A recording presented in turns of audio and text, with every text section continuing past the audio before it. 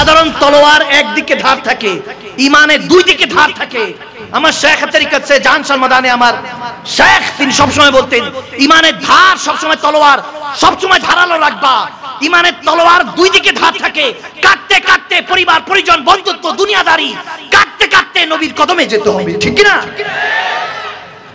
নবীর কাছে পর্যন্ত পৌঁছে যাবেন। ইহবুবুকুমুল্লাহ, নবীর হয়ে যান, ফাত্তাবিউনি, আমার আল্লাহ বলেছেন নবীর হয়ে যান। ইহবুবুকুমুল্লাহ, আল্লাহ আপনার হয়ে যাবে। সুবহানাল্লাহ বলেন না? নবীর হতে হবে। দেখেন একটা হাদিসে মুবারাকা না বললেই নয়। তাবুকের যুদ্ধে আমার রাসূল আরবি যুদ্ধে যাবেন, আমার আল্লাহর হাবিব তাবুকের যুদ্ধে যখন সবাইকে বলেন সবাই যুদ্ধে চলো, সবাই যুদ্ধে গেলেন। কাব বিন মালিক রাদিয়াল্লাহু তাআলা থেকে বর্ণিত, তিনি বলছেন তিনি গেলেন না। অনেক ধনাঢ্য ছিলেন, টাকা পয়সা ছিল। এখন জমিনের মধ্যে এরকম আছে অনেক টাকা পয়সা ওয়ালা, এরকমও আছে দাড়ি নাই, টুপি নাই, 5 ওয়াক্ত নামাজের খবর টবর নাই, টাকা দিলে ঠিকই সভাপতির আসনটা পায়। কি দুইজনে একজন বলে ঠিক ঠিক, একসাথে বলতে পারবেন না? ঠিক কিনা বলে? ওই যে বললাম, আমি শুরুতে বলেছি তাফসীর হবে, ওয়াজ হবে, এখন একটু ওয়াশও হবে। ঝগড়া হলো ইগো নিয়ে, কার কত বেশি, এই বিষয় নিয়ে ঝগড়া। গরিবের ঝগড়া হলো কার কি নাই, আওয়াজ দেয় না। আর গরিবী জিন্দেগি দিন এনে দিন খায়, মাসে কোন রকম 15-20 হাজার 30 হাজার ইনকাম করে কোন রকম সংসারটা চালায়, কারো কাছে হাত পাততে পারে না। ওই যারা গরিবী জিন্দেগির মধ্যে থাকে আমি মনে করি তারাই ভালো, তারাই ভালো। কারো কাছে হাত পাতে না, পাতে কার কাছে? আওয়াজ দেয় না, কার কাছে? দেনেওয়ালা কে? আওয়াজ দেয় না, দেনেওয়ালা কে? এই নফসটা বড় খারাপ জিনিস ভাইরা আমার। নফস শুধু প্রশ্ন করে, শুধু চাহিদা, শুধু চাহিদা, এটা চাই ওটা চাই, এটা নাই ওটা নাই, শুধু এই চাহিদা। আলহাকুমুত তাকাসুর, আল্লাহ বলেন বান্দার চাহিদা শেষ নাই। যার পা নাই সে চিন্তা করে যদি পা থাকতো তাহলে হেঁটে যেতাম কলেজে, বাজারে যেতাম। আর যার পা আছে সে চিন্তা করে আমার যদি একটা সাইকেল থাকতো সাইকেলে করে যেতে পারতাম। যার সাইকেল আছে সে চিন্তা করে আই হ্যাভ এ বাইক, আমার যদি একটা বাইক থাকতো। ভঁ ভঁ। এখন তো যুবক যখন বাইক চালায় মাঝে মাঝে দেখি এমন স্পিডে চালায় খবরও থাকে না, মনে হইতেছে বাইকটা চড়তে পারলেই উনি এই পুরা রাজ্যের রাজা। আওয়াজ দেয় না? এত পিকআপ উঠায়, মাঝে মাঝে দেখলে মনে হয় একটু বলি এত তাড়াহুড়া কিসের, কবরই তো যেতে হবে। আওয়াজ দেয় না? ঠিক কিনা? যার বাইক আছে সে আরেকটু ভালো বাইক চায়, কি জানি আছে R15 কত কিছু আছে, এরকম ভালো ভালো বাইক চায়। যাদের দামি দামি বাইক আছে তারা কার চায়, গাড়ি চায়। যাদের গাড়ি আছে তারা আরেকটু দামি চায়, তারা মার্সিডিজ চায়, BMW চায়, অডি চায়, রোলস রয়েস চায়, দামি দামি গাড়ি। মানুষের চাহিদা শেষ? আওয়াজ দেয় না? শেষ নাই। যার গাড়ি আছে দামি দামি প্রাডো, অডি, লাক্সারিজ গাড়ি আছে, তারা চায় আমার যদি আই হ্যাভ এ চপার, আমার যদি একটা হেলিকপ্টার থাকতো। আওয়াজ দেয়? ঠিক কিনা? চাহিদা শেষ আছে। যার হেলিকপ্টার আছে সে চিন্তা করে আমার একটা প্রাইভেট জেট থাকলে ভালো হইতো। আওয়াজ দেয় না? যার 1,000 কোটি টাকা যার নামে, যে বাবাটা লিখে দিছে 1,000 কোটি টাকা, সে লিখা দেওয়ার পরও ওই সন্তানটা চিন্তা করে যে আরো 50 কোটি 100 কোটি টাকা যে আছে ওটাও লিখা দিত আমার নামে। আওয়াজ দিচ্ছে না বাবা? আমার কথা বোঝা যাচ্ছে? বান্দা নফসের চাহিদা নেই, শেষ নেই, শুধু চাই। আর আপনার ঘরের মানুষ তো আরো চাই পাই, শুধু চাওয়া পাওয়ার মধ্যে থাকবে। দিতে পারলে ভালো, নাহলে প্রশ্ন করবে বিয়ে করছো কেন? আওয়াজ দেয় না?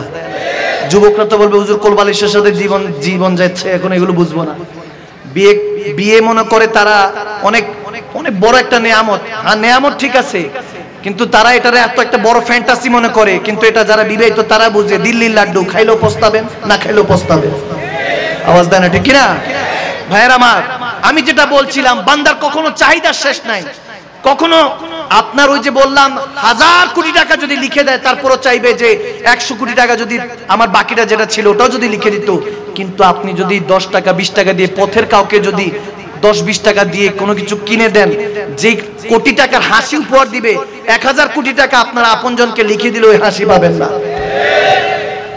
এটা হাকিকত, সত্য বলছি। মিলে নিবেন, 2 2 4 মিলে যাবে। আমাদের এই অবস্থা আমার আল্লাহ জানেন, জানতেন। এবং জানেন বিধায় আমাদেরকে সতর্ক করেছেন যে দুনিয়া তোমাদেরকে বেগানা করবে, জুদা করবে, কিন্তু তুমি যদি আমি আল্লাহর পথে আসতে চাও, নবীকে ফলো করো, নবীর হয়ে যাও। যখন নবীর হয়ে যাবা, নবী তোমার জন্য সুপারিশ করবে, আমি আল্লাহ তোমাকে বান্দা থেকে বন্ধু বানিয়ে নিব। সুবহানাল্লাহ। ওয়া হুয়া মাকুম আইনাকুম মা কুনতুম। আল্লাহ তাবারক ওয়া তাআলা বলে, বান্দা কই যাস, কার কাছে যাস, সব স্বার্থপর, আমি আছি না তোর জন্য? সুবহানাল্লাহ বলেন না? আমি আছি তোর জন্য। কার কাছে যাস, সব স্বার্থপর, দিন শেষে সব স্বার্থপর। আমি আছি, আমার রাহমাতুল লিল নবী আছে, আর কারো দরকার। সে নবী বলতেছেন তাবুকের যুদ্ধে যাব, গভীর খেয়াল। সবাই রওনা দিলেন। কাব বিন মালিক রাদিয়াল্লাহু তাআলা তিনি গেলেন না।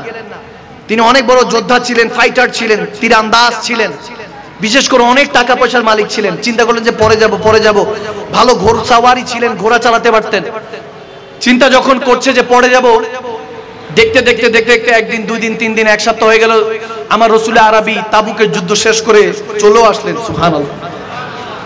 এরপরে কিছু বৃদ্ধ গেল, মুনাফিক গেল, বৃদ্ধরা দৌড়ায় গেল, ইয়া রাসূলুল্লাহ বার্ধক্যের কারণে যেতে পারেনি। মুনাফিকরা গেল, ইয়া রাসূলুল্লাহ গতকালকে পর্যন্ত অসুস্থ ছিলাম, আজকে সুস্থ হইছি, আমার মেয়ে অসুস্থ ছিল, ছেলে অসুস্থ ছিল, এরকম বাহানা দিচ্ছে। কাব বিন মালিক রাদিয়াল্লাহু তাআলা দূর থেকে দেখছে যে কার সাথে মিথ্যা বলে, যিনি রাহমাতুল লিল আলামিন নবী। সুবহানাল্লাহ বলে না? যিনি নবুয়তের দৃষ্টিতে সব দেখেন। ওয়া আল্লামাকা মা লাম তাকুন তাআলাম ওয়া কানা ফাদলুল্লাহি আলাইকা আযীমা। আমার আল্লাহ বলেন, আমি যা জানি তাদেরকে জানিয়ে দিই যারা আমার প্রিয় হয়ে গিয়েছে। সুবহানাল্লাহ বলেন। এখন বলেন, আমার নবীকে আল্লাহ ভালোবাসেন কি বাসেন না? আওয়াজ দেন না, বাসেন কি বাসেন না? তো সেই নবী তো সমস্ত খবরই জানে, উম্মতের সমস্ত খবর জানেন। আল্লাহু আকবার। যখন নবীর কাছে এরকম বাহানা দিচ্ছে, মুনাফিকরা বলতেছে, আমার নবী বলে, ঠিক আছে যাও, সমস্যা নাই, তুমি বিপদে ছিলে, ঠিক আছে। এখন কাব বিন মালিক চিন্তা করলেন, আমিও একটা কোনো বাহানা বানিয়ে দিই। হঠাৎ করে ওয়াসওয়াসা আসলো শয়তানের, তো তেনার খেয়ালের মধ্যে হয়তো বা আসলো যে আমি একটা বাহানা, হঠাৎ করে আবার মনে আসলো কার সাথে বাহানা করব, তিনি তো সব খবরই জানেন, উম্মতের সমস্ত খবরই জানে। তখন বললো, না, নবীর সাথে তো মিথ্যা হয় না। কাছে কাছে গেলেন, সালাম দিলেন, নবীজি মুচকি হাসি দিয়ে খবর নিলেন, কি ব্যাপার কাব বিন মালিক, যুদ্ধে যাও নাই? বলে, ইয়া রাসূলুল্লাহ যেতে পারি নাই, অলস হয়ে গেছে, যাব বলে আর যাওয়া হয় নাই। সত্যটা বললো। আমার নবী একটু রাগ হয়ে বললেন যে, এই কাব বিন মালিকের সাথে সবাই কথা বন্ধ, যত সাহাবী আছে সব বন্ধ। এখন এখানে হাদিসের এই জায়গায় আমি একটু খেয়াল করলাম যে ব্যাপার কি, মুনাফিকদের ক্ষেত্রে ছাড় দিল, মুমিনের ক্ষেত্রে পাকড়াও হলো। ওনার আরেকটা হাদিস আমি খুঁজে পেয়েছি মুসলিম শরীফে, যে কাব বিন মালিক একদিন আমার নবীকে বলেছিলেন, উহিব্বুকা ইয়া রাসূলুল্লাহ, ওয়াল্লাহি, আল্লাহর ইজ্জতের কসম ইয়া রাসূলুল্লাহ, আপনাকে বড় ভালোবাসি। সুবহানাল্লাহ বলেন না? আমার নবীকে আমরা, বলুন না, আমার নবীকে আমরা, আরো জোরে বলুন না, কি বাসি? আমার নবীকে আমরা ভালোবাসি। সে নবীকে ভালোবাসলে দুনিয়া আখিরাত আবাদ, ঠিক কি না? যখন বললো যে ভালোবাসি, আমার নবী বলেন, চিন্তা করে বলো। আবার বললেন কাব বিন মালিক, ইয়া রাসূলুল্লাহ, আপনাকে বড় ভালোবাসি। বলে, আবার চিন্তা করে বল। বলে, আবার বলতেছে, ইয়া রাসূলুল্লাহ, আপনাকে বড় ভালোবাসি। তখন আমার নবী বলে, তাহলে ইমতিহান, পরীক্ষার জন্য প্রস্তুতি নে। সুবহানাল্লাহ। পরীক্ষার জন্য প্রস্তুতি নে, মনে রাখবি আল্লাহ রাসূলের ভালোবাসা পরীক্ষা নেয়। আওয়াজ দেন। অসুস্থতা আসবে, বিমারি আসবে, রিজিকের মধ্যে অভাব আসবে, বিভিন্ন রকমে আপনার কাছে পরীক্ষা আসবে। এটাই আল্লাহ বুঝাতে চান, যারা মুমিন তাদের কাছে পরীক্ষা আসে, ঠিক কি না? পরীক্ষা হলো মুমিন বান্দাদের জন্য রহমত। যখন এরকম বলেছিলেন, ওই দিন কেটে গিয়েছিল, এরপর যখন ইমতিহানের সময় আসলো, দেখেন গভীর খেয়াল, এই হাদিসটা শুনে যান, আপনার অন্তরটা আজকে থেকে পরিবর্তন হয়েও যেতে পারে। আপনি আর বলবেন না এ নামাজ আমার কাজ আছে, তখন কাজকে বলবেন আমার নামাজ আছে, বলতে বাধ্য হবেন যদি মন থেকে শুনেন। গভীর খেয়াল, আমার নবী তখন বলতেছে, কাব বিন মালিকের সাথে কেউ যোগাযোগ রাখবে না, সব যোগাযোগ বন্ধ। তো কাব বিন মালিক দেখলেন তেনার চাচাতো খালাতো ভাইরা কেউ আর কথা বলে না, সালাম কালামও দেয় না, একা হয়ে গেলেন। নবীর হুকুম মানতে হবে। একা যখন ঘুরছেন ফিরছেন, কিছুদিন পরে আমার নবী বলেন, কাব বিন মালিক তোমার স্ত্রীকেও তুমি তোমার শ্বশুর বাড়িতে রেখে আসো। তিনি বলেন, ইয়া রাসূলুল্লাহ তালাক দিব। বলেন, তালাক দেওয়া দরকার নেই, রেখে আসো। রেখে আসলেন, একা হয়ে গেলেন, ঘরেও কেউ নাই, বাইরেও কেউ নাই, একা একা ঘুরছেন। সারা মক্কা মদিনার মধ্যে আওয়াজ পড়ে গেল, কাব বিন মালিকের সাথে কেউ কথা বলে না। নবীজিও নারাজ, কেন যুদ্ধে যায় নাই? তাবুকের যুদ্ধে শক্তি সমর্থ ছিল, কেন করে নাই? একটাবার খেয়াল করেন, সাহাবীর জন্য ছাড় হয় নাই, সাহাবীর জন্য ছাড় হয় নাই। তিনি যুদ্ধে যান নাই, তেনার ক্ষেত্রে শাস্তি প্রযোজ্য হয়েছে। আপনি নামাজ বেনামাজি হয়ে ঘুরছেন, আপনার জন্য কি অপেক্ষা করছে? আপনি সুদ ঘুষ খাচ্ছেন, মিথ্যা বলছেন, চোখ দিয়ে জেনা করছেন। এখন আর ওই গিয়ে জেনা করে না, ধর্ষণ করে না, চোখ দিয়ে জেনা করে, ধর্ষণ করে দেয়, রেপ করে দেয়। নাউজুবিল্লাহ। জামানা এরকম হয়ে গিয়েছে। আমরা এখন এই টেকনোলজি দ্বারা, এই টেকনোলজি আমাদের অর্ধেক বরবাদ করে দিয়েছে। এখন টিভি সিনেমা হলে গিয়ে বান্দা গুনাহ করে না, এখন কামরার মধ্যে একা একা বসে গুনাহ করে। যারা হয়তোবা সালাম দেয়, আপনাকে সম্মান করে, যদি রব্বে করিম আপনার গুনার মধ্যে পর্দা না দিত, ওই মানুষগুলো আপনাকে সম্মান করতো না, আপনাকে তাজিম করতো না, রেসপেক্ট করতো না। আপনি ওই জিনিসগুলো চিন্তা করেন, আপনি চোখ দিয়ে গুনাহ করে ফেলেন, নফসে আম্মারার মধ্যে পড়ে যান, গুনার মধ্যে পড়ে যান। নফসুল মুতমাইন্না করার কথা ছিল, রাদিয়াতে মারদিয়া, তিনি রাজি, আপনি রাজি হওয়ার কথা ছিল, সেই মালিকের হওয়ার কথা ছিল। ফাদখুলি ফি ইবাদি ওয়াদখুলি জান্নাতি, জান্নাতের ওয়ারিস হওয়ার কথা ছিল। সব ভুলে এমনি পড়ে আছেন। কাব বিন মালিক এরকম টেনশনে পড়ে গেলেন, আল্লাহর নবী নারাজ। হঠাৎ করে পারস্য রাজ্য থেকে অফার আসলো, চিঠি আসলো যে কাব বিন মালিক, তুমি কার গোলামি করছো, কার মহব্বতে পড়ে আছো? দ্বীন ইসলাম তোমাকে কি দিল, কি পেয়েছো? তুমি শুধু ইমতিহানে আছো, আপনিও ইমতিহানে থাকতে পারেন। এরকম ইমতিহান আপনার জন্য আসতে পারে, ইমতিহান পরীক্ষা। যখন কাব বিন মালিকের কাছে প্রশ্ন আসলো, কি দিল তোমাকে? তুমি গভর্নর হতে পারতা, আর ওই জায়গায় তোমাকে এভাবে তুচ্ছ-তাচ্ছিল্য করা হচ্ছে। যখন ইমতিহানের সময় এরকম প্রশ্ন আসলো, দামেস্কে পারস্যের রাজা বলতেছে, আমার কাছে আসো, আমি অর্ধেক পৃথিবীর বাদশা, তোমাকে মন্ত্রিত্ব দিব, আমার কন্যার সাথে তোমার বিয়ে দিব, ওই মুহাম্মাদের আরবিকে ছেড়ে আসো সাল্লাল্লাহু তাআলা সাল্লাম। আমার নবীকে ছাড়ার কথা যখন, ইসলাম ছাড়ার কথা আসলো, কাব বিন মালিক ওই চিঠি ছিঁড়ে ফেললেন। অনেকে এটা পড়লো, জোড়া লাগিয়ে পড়লো যে কাব বিন মালিকের জন্য তো অনেক বড় অফার এসেছে, কিন্তু কাব বিন মালিক চোখের পানি ছেড়ে কাঁদছে, সজদায় পড়ে গেলেন মসজিদে নববীতে, আর কাঁদতে লাগলেন। বলেন, আল্লাহ, আজকে আমার কাছে এই পরীক্ষাও আসলো যে কাফের মনে করতেছে আমার ঈমান দুর্বল। আমার নবী আমাকে ইমতিহান দিয়েছেন, ইস্তেকামাত শিখাচ্ছেন, ধৈর্য সবর শিখাচ্ছেন। ইন্নাল্লাহা মা'আস সাবিরিন, যেখানে ধৈর্যশীলদের সাথে আল্লাহ থাকেন। আল্লাহ, তুমি আজকে আমার এই পরীক্ষা নিচ্ছ যে আমার ঈমানের উপর হামলা আসতেছে, আমাকে এই পরীক্ষা নিও না, সব নাও, সব নাও, কিন্তু আমার ঈমান নিও না। আল্লাহ, আজকে আমরা সেই ঈমানের বাজারে, আমাদের ঈমানের বাজারে আগুন লেগেছে। ভাইরা আমার, আমার নবী বলেছেন, এই কিয়ামতের আগ মুহূর্তে যখন এমন অবস্থা হবে, তোমার হাতের মধ্যে জ্বলন্ত কয়লা নাও নিতে পারবা, কিন্তু ঈমান ধরে রাখতে পারবা না। আমরা ভাইরা আমার, বাবার আমার, আমরা সেই জামানার মধ্যে সময় পার করছি। এখন গুনাহ আমাদের করতে হয় না, গুনাহ আমাদের সঙ্গে থাকে। মিথ্যা বলা লাগে না, মিথ্যা এখন আমাদের পারফিউম হয়ে গিয়েছে, সেন্ট হয়ে গিয়েছে। চগলখড়ি, ক্রিটিসাইজ, সমালোচনা, ফাসাদ আমাদের পোশাক আশাক হয়ে গিয়েছে। নাউজুবিল্লাহ। আমরা এমন জামানায় পৌঁছে গিয়েছি, জানি না এই জাতিকে কে সে হেফাজত করবে, আমার জানা নেই। আমরা প্রত্যেক দিন খেতাবাত করছি, কে হেফাজত করবে আমার জানা নেই। অথচ সাহাবায়ে রাসূলরা সিজদার মধ্যে পড়ে মোহব্বতে কাঁদতো। যখন মোহব্বতে কাঁদতো, মুঝে দুশ্মনানা ছেড়ো, মুঝে দুশ্মনানা ছেড়ো, मेरा है कोई जहां में मैं अभी पुकार लूंगा, नहीं है दूर मदीना। যদি কেউ আপনাকে কষ্ট দেয়, তাকে বলবেন, আমাকে কষ্ট দিয়ে লাভ নেই, আমার এখনো মদিনার মুনিব আমার আছে, বেশি দূরে মদিনা শরীফ নয়, আমি ডাক দিতে দেরি নেই, আমার নবী আমাকে সাড়া দিতে দেরি হবে না। এই ইমাম নিজের অবস্থা, নিজের ঈমানকে এরকম তাকাজা বুলন্দ করুন, আল্লাহর হাবিব আপনার সাথে দেখা দিবে। যখন সিজদায় পড়ে কাঁদছে, আমার নবী এক সাহাবীকে পাঠিয়ে দিলেন। ওই সাহাবী দৌড়ায় এসে বলতেছেন, কাব বিন মালিক, সিজদা থেকে মাথা উঠাও, আল্লাহর নবীর কাছে জিবরিল পাঠানো হয়েছে, যা তো তওবা কবুল হয়েছে। নবীর কাছে কাব বিন মালিক দৌড়ায় গেলেন। নবীর চোখের মধ্যে পানি টলটল করছে, কাব বিন মালিক চোখের পানি টলটল করছে। হয়তো তিনি একটু আগে আমার নবী বলতেছেন, আরে আবি ইবতিদাই ইশক है, रोता है क्या, आगे आगे देख, होता है क्या। যখন এরকম বলতেছিল, আমার নবী ডাক দিয়ে বলেন, কাব বিন মালিক, কেন কাঁদছিস? তোকে বলেছি না যে আমার ভালোবাসা, আল্লাহর ভালোবাসা ইমতিহান নাই, পরীক্ষা নেয়, এমন একদিন আসবে তুই এই পরীক্ষা থেকে উত্তীর্ণ করে মঞ্জিলে মাকসুদ পর্যন্ত পৌঁছে যাবি। তুই আর উপর আল্লাহ রাজি থাকবে, তুই আল্লাহর উপর রাজি থাকবি। আজকে তোকে ঘোষণা দিচ্ছি তুই জান্নাতের ওয়ারিস হয়েছিস। আজকে তো তোর সমস্ত ইবাদত আজকে থেকে কবুল। সুবহানাল্লাহ। হয়তোবা সে আশিক রাসূল বলতেছিলেন, আরে ওই মোহাব্বতে বলতেছিলেন, अब मेरी निगाहों में जचता नहीं कोई, जैसे मेरे मुस्तफा है वैसा नहीं कोई। कमली तेरी परचम बनी, आदत तेरी मौसम बनी, अंदर के जख्मों के लिए, अंदर के जख्मों के लिए तलवार भी मरहम बनी। मुर्दे मसीहा हो गए, पत्थर पपीहा हो गए, और ताजिम ने बढ़कर कहा मरहबा या मुस्तफा, मरहबा या मुस्तफा, मरहबा या मुस्तफा। सुभान। আপনি কি মনে করছেন এই জমিনের মধ্যে আল্লাহর ওলি মুমিন বান্দারা নাই? আছে।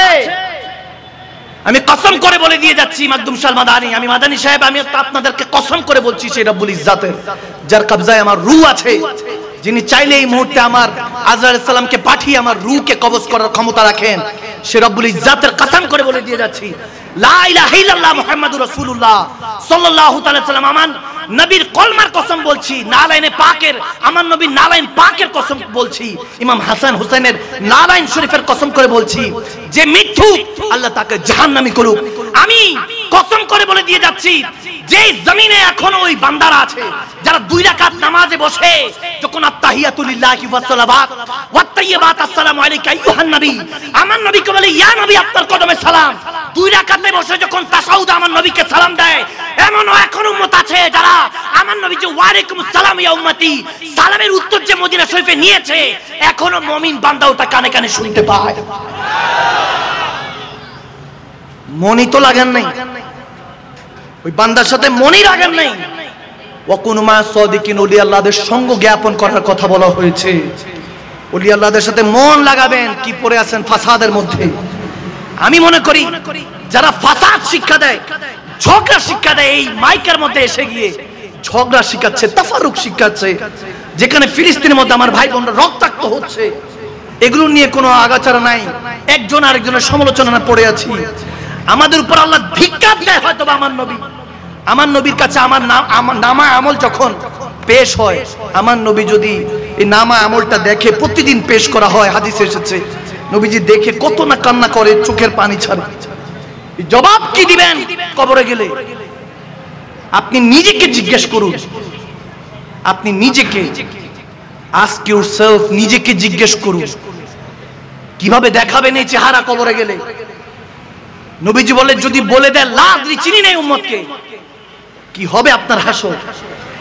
আপনি কি হাসর উঠবেন?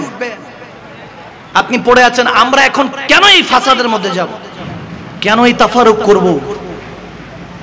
বড়রা ছোটকে স্নেহ করতে পারছি না, ছোটরা বড়দেরকে সম্মান করতে পারছি না। কোন জামানায় আসলাম? গীবত চুগলখুরি ছাড়া এখন আর কোনো কিছু নেই আমাদের কাছে।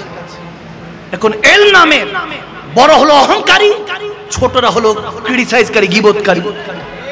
আওয়াজ দেয় না? এখন আমাদের কাছে এল নামে, ওয়ারাসাতুল আম্বিয়াদের কাছে নাকি এল নামের এই 2টা জিনিস হয়ে গিয়েছে। নাউজুবিল্লাহ। আমি প্রত্যেকের কাছে উদাত্ত আহ্বান দিব, যার যার জায়গা থেকে খেদমত করুন। একটা সুন্দর জোয়ার উঠেছিল, এই জোয়ারটা ধ্বংস করতে বসেছি আমরা। এখন যে এত মানুষ, হাজার হাজার মানুষ দাঁড়িয়ে আছে, বসে আছে, কাউকে উঠাতে পারবেন না।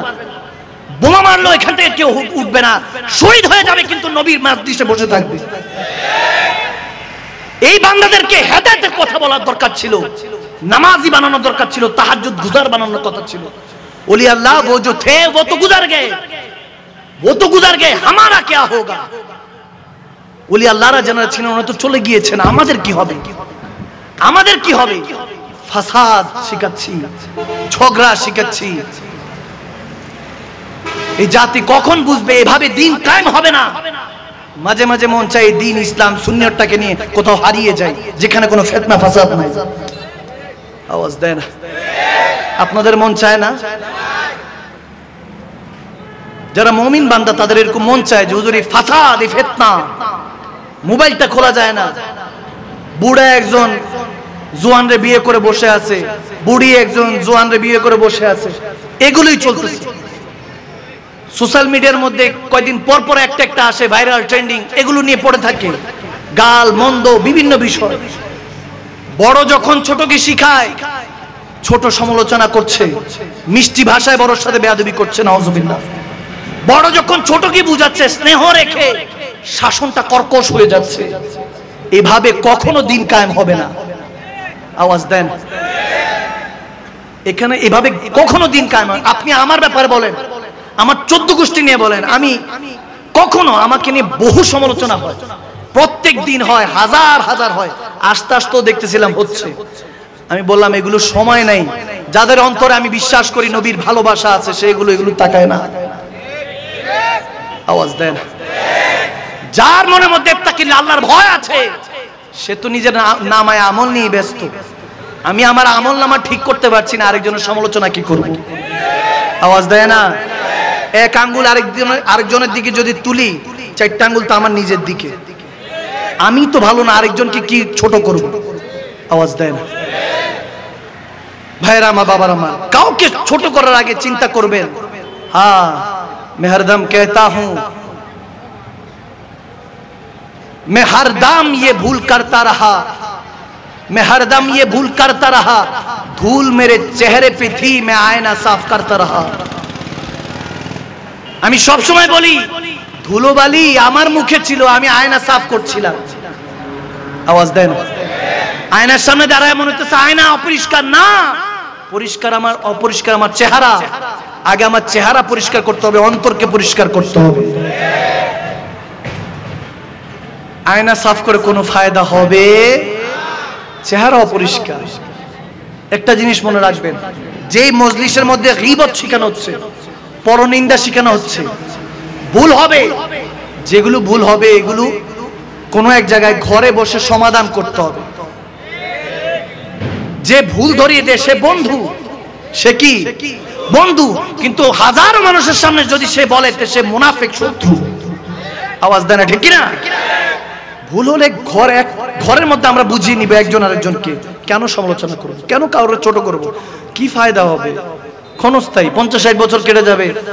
আমারও আব্বা হুজুর ছিলেন, আমার শেখ ছিলেন, চলে গিয়েছে। তেনারও বাবা ছিলেন আমার দাদা হযরত আবেদ সালমাদানি, মদিনা শরীফ থেকে বাংলাদেশে এসেছেন, ইসলাম প্রচার করেছেন।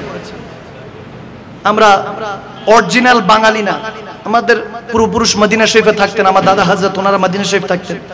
আমার এখনো পূর্বপুরুষরা, আমার দাদা জানের ভাইরা, ওনারা মদিনাতে আছেন। তো ওখান থেকে বাংলাদেশে আসছেন ইসলাম প্রচারার্থে।